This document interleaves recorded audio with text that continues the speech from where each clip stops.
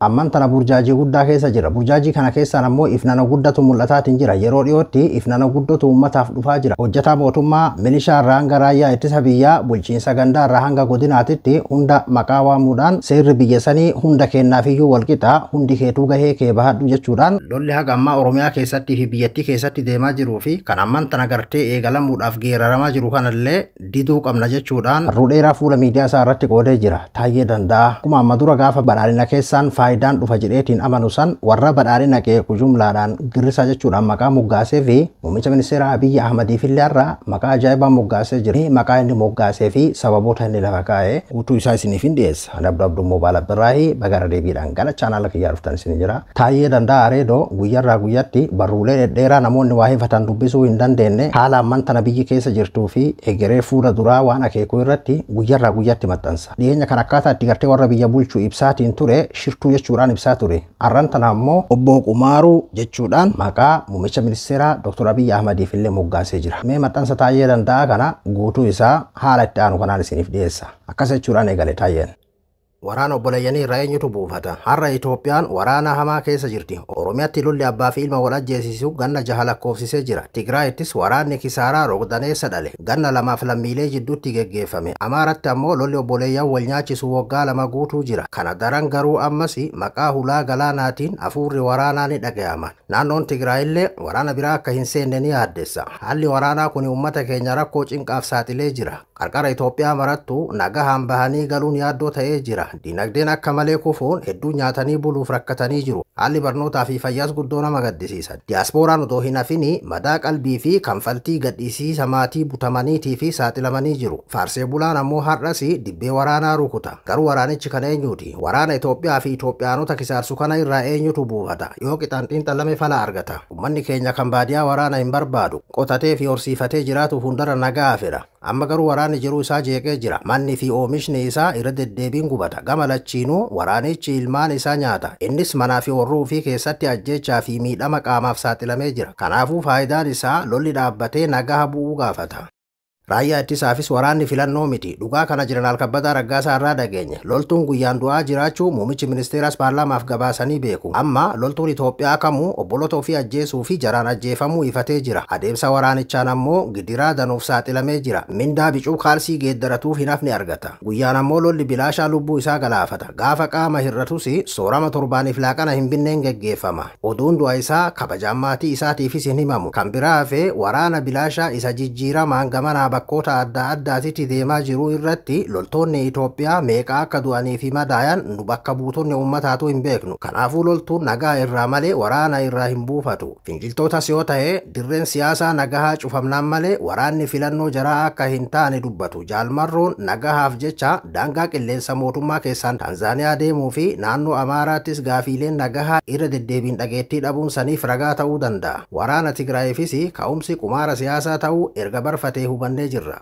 Milishaa fi hooggansi siviilii irra jireessi waan hunda caalaa nagahaa akka barbaadu ni beekama. Tasgabbiin hojii ofii geggeessaa ilmaan ofii guddifatuu kan danda'u yoo biyyi fi naannoon isaa nagoomeedha. Amma garuu waraanichi ergarama ulfaataaf isa saaxilee jira. Hooggansi naannoo godina bu'ee ogummaa ofii malee waggaa guutuu tajaajila loltummaa kenna. Bifuma kanaan hooggansi godinaa gara aanaa fi kan aanaas gara gandaa akka bobba'an godhama. Kumaartanyoota gama gubbaa muraasa ala hooggansi bal'aan akkasiin maatii ofii irraa citee rakkata. Adeemsa kana keessa ammoo hooggantoonni kumootaan ajjeefamuu mootummaan akka injifannootti himata. Milishoonni danuunis sababa waraanaatiin oorruu fi mana ofii dhiisanii maatii faana magaalaa galuun jiruu hamaa hin beekne geggeessan. Kan biraa hafee ilmaan nyaachisuu fi uwwisuunuu jara rakkisa. Waraanicha keessattis danuun lubbuu fi qaama dhabanii jiru. Duuti jaraa garuu akkuma salphatti ilaalama. Baalli meexxii lubbuu milishaa fi hooggantoota caala qaalii fakkaata. Dhiyootaan Shawaa Kaabaa Yaayyaa Gullalleetti hooggantoonni godina sadii ajjeefamuun miidiyaa mootummaaf oduu ta'ullee hanqate. Ilmaan milishootaa fi hooggantoota du'anii ammoo idaa haadhaa qofa ta'u. Mootummaan badhaadhaan waraanatti jara bobbaasu garagalee ilmaan isaanii hin ilaalu. Kanaafuu milishaa fi hooggansi wayyamni waraana irraa ergama malee faayidaa hin argatu. Jiraattota magaalaa fi hojjettootaafis waraanni miidhaa malee bu'aa hin qabu. Har'a dhiibbaa waraanaa gadadoo ulfaataaf isaan saaxilee jira. Sababa nagahaan dhibee fi shufeeraa fi imaltoonni butamuun ajjeechaa fi saamichaaf saaxilamuun ni beekama. Kun sochii namaa fi shaqaxaa bal'inaan danqee jira. Santu qaala'insa jiruu isa kufaatii himaammataa dhalee hammeesse. Jiraataan magaalaa fi hojjataan nyaatee buluu haga dadhabuutti gadadoof saaxilame. Kanaafuu waraanichi faayidaa ijoo jiraataa magaalaa fi hojjataa daran hubee jira. Daldalaanis fira waraanaa miti. Seektara kamiinuu daldalanii buufatuudhaaf nagaha guddoo feesisa. Waraana amma jiruun sochiin diinagdee haga ol laaffatee jira. Warshaaleen galtee hojii fi gabaa oomisha argatuuf rakkatanii jiru. Abbootiin hoteelaa, dhaabbileen geejjibaa fi geessituun turistii rakkoo akkasii irratti kufanii jiru. Waliigalatti ammoo sirni daldalaa jeeqamee jira. Daldalaanis waraana irraa hin fayyadamu jechuudha. Waliigalaan ammoo waraanichi akka biyyaatti miidhaa diinagdee ulfaataa geggeessise. Al tokko Obbo Geetaachoo Raddaa pirezidaantii Tigraay duraanii waraanni ganna lamaa sun Tigraay qofatti kisaaraa doolaara biiliyoona 80 geessisuu tilmaamanii turan. Mootummaan federaalaas tilmaamicha hin haalle. Booda Obbo Geetaachoon gosa muummicha ministeeraa tolfamuu irraa tilmaama isaanii fudhatuun sirrii ta'a. Miidhaa Amaaraa fi Oromiyaatti gaheefis tilmaama fakkaataa yoo fudhanne Itoophiyaan waraanaan doolaara biiliyoona 240 kisaarte jechuudha.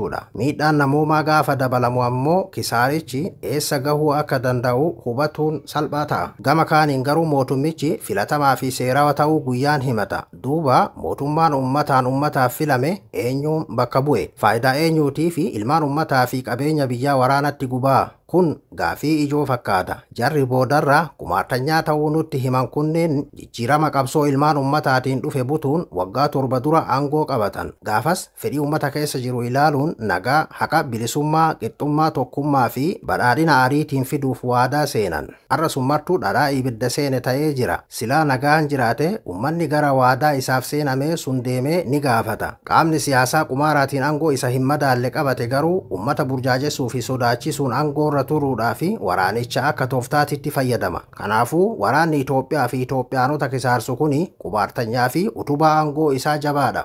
Addatti ammoo kaayoo waraanichaa biyyaa fi ummata otoo hin taane 4 kiiloo eeguu akka ta'e danuu dhagayama. Faarsee bulaan saalfii malee guyyaan dhimma kana odeessa. Hiriirri nagahaas eegumsa 4 kiiloof waamamee beeka. Dhiyootan ammoo kanneen gaafii daabboo dhiheessanii fi deebiin 4 kiiloo lilmoodhaan jedhu kennameefii jira. Kanaafuu waraanni obbolaa wal nyaachisaa kisaaraa biyyaa fi ummataatiin fufe kuni mootii tokkicha masaratti tiksuu akka ta'e hubatamuu qaba. Nuti Itoophiyaanonni waraanichaan miidhamne ammoo qajeeltoo haqaa, bilisummaa, qixxummaa fi obbolummaatiin tokkoomnee waraanni nu gahe jechuu qabna. Mootummaan ummataan ummataaf haa dafu.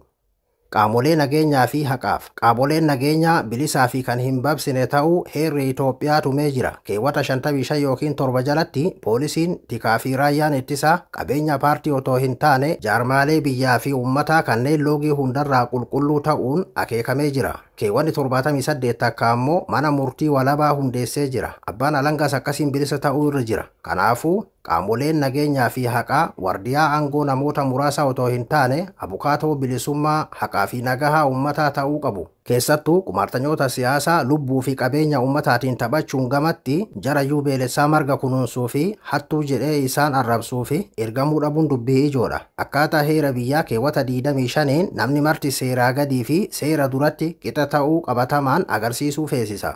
Dhugaaf taanaan har'a duumessa burjaajii hamaa keessa jirra. Garuu burjaajuma kana keessaan mul'ata guddaa tokko agarra. Guyyaan raayyaan ittisa biyyaa Itoophiyaa, waraanni bilisummaa Oromoo, waraanni Tigraay fi faannoon Amaaraa walabummaa biyyaa fi nagaa ummataa tiksuuf waltumsan dhufaa jira. Tokkummaa addooma keenya kabajee fi walooma keenya bu'uureeffate isa sibiila irra jabaatu ni ijaarra. Kanaafuu yaa lammii bilaasha wal ajjeesuu dhiisi. Hiriira kee sirreessi. Gaafas siyaasaan qumaaruu wal nu nyaachisu qorichoomuun gadadoo hunda irraa nu fayyisa. Shirtootaa fi diinotaa fi dirree taphaa ta'uu keessaa yeroo dhumaaf nu hambisa. Ummata keenyas bilisummaa, haqa, nagahaa fi qananii gonfachiisa. Sodaa keenya mo'atuu fi waliif dhaabbatuu qofatu nu barbaachisa. Ammarraa waraanni obboleeyyanii nu gahe haa jennu. Yeroo gaarii. Maxxansaan taayee danda'a dheeraan kana fakkaata. Ana Abduu Moobaala biraa yaa qophii biraatii walitti deebinutti nagaan naa tura.